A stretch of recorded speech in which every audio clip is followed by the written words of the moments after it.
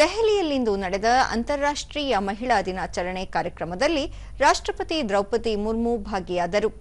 ಬಳಿಕ ಸಭೆಯನ್ನುದ್ದೇಶಿಸಿ ಅವರು, ವಿದ್ಯಾವಂತ ಮತ್ತು ಸಬಲೀಕರಣಗೊಂಡ ಮಹಿಳೆಯರು ಪ್ರಗತಿಪರ ದೇಶದ ಆಧಾರ ಸ್ತಂಭಗಳಾಗಿದ್ದಾರೆ.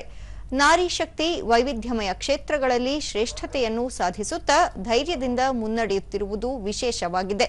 ಇದು ಸಮಗ್ರ ಮತ್ತು ಸಮೃದ್ಧ ಸಮಾಜದ ಅಡಿಪಾಯವನ್ನು ಬಲಪಡಿಸುತ್ತದೆ ಎಂದು ತಿಳಿಸಿದರು. ಮಹಿಳೆ ಇಂದು ಅಶಕ್ತಳಲ್ಲ, ಸಶಕ್ತ ಆಲೋಚನೆಗಳು ಆಕೆಯಲ್ಲಿ ಅಂತರ್ಗತವಾಗಿವೆ. ಮಹಿಳಾ ಶಕ್ತಿಯ ನಿಜವಾದ ಸಾಮರ್ಥ್ಯ ಈಗಾಗಲೇ ಜಾಗತಿಕವಾಗಿ ಹಲವು ಕ್ಷೇತ್ರಗಳಲ್ಲಿ ಅನಾವರಣಗೊಂಡಿದೆ. ಪ್ರತಿಯೊಬ್ಬ ಮಹಿಳೆಯೂ ಘನತೆ, ಸುರಕ್ಷತೆ ಮತ್ತು ಸ್ವಾತಂತ್ರ್ಯದೊಂದಿಗೆ ಬೆಳೆಯಲು ಮತ್ತು ಬದುಕಲು ಸಮಾನ ಅವಕಾಶಗಳನ್ನು ಹೊಂದಿರುವ ಸಮಾಜವನ್ನು ನಿರ್ಮಿಸುವ ಸಾಮೂಹಿಕ ಬದ್ಧತೆಯನ್ನು ಖಾತರಿಪಡಿಸುವುದು ಅಗತ್ಯ. ಮಹಿಳೆಯರ ಆಕಾಂಕ್ಷೆಗಳು ಮತ್ತು ಸಾಧನೆಗಳು ಸಮಾನ ಭವಿಷ್ಯವನ್ನು ರೂಪಿಸುವ ವಾತಾವರಣವನ್ನು ಎಲ್ಲರೂ ಒಟ್ಟಾಗಿ ಸೃಷ್ಟಿಸಬೇಕು ಎಂದರು.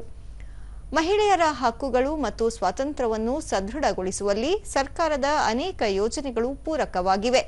ವಿಜ್ಞಾನ, ತಂತ್ರಜ್ಞಾನ, ಸಾಮಾಜಿಕ, ಸಾಂಸ್ಕೃತಿಕ ಹಾಗೂ ಶೈಕ್ಷಣಿಕ ಆಲೋಚನೆಗಳಿಗೆ ಹೆಚ್ಚಿನ ಆದ್ಯತೆ ನೀಡಿ ಹೊಸ ಪೀಳಿಗೆಯನ್ನು ಜಾಗೃತಗೊಳಿಸುವ ಮತ್ತು ಸಶಕ್ತಗೊಳಿಸುವ ನಿಟ್ಟಿನಲ್ಲಿ ಈ ಯೋಜನೆಗಳು ಪ್ರಾಮುಖ್ಯತೆ ಪಡೆದಿವೆ ಎಂದು ಹೇಳಿದರು. आधी जनसंख्या की यानी महिलाओं की समान भागीदारी सुनिश्चित करनी होगी। जहां हम कभी कभी सास बनते हैं, सास अपना बेटी और अपने बहू में भेदभाव भी नहीं करना चाहिए। बहू भी बेटी होते, मेरे बेटी जो बहू होके जाएगी वो भी तो उधर बहू होगी। किसी का बेटी बहू होके आई है वो भी बहू है, इसीलिए दोनों को बहू नहीं बेटी मानना चाहिए।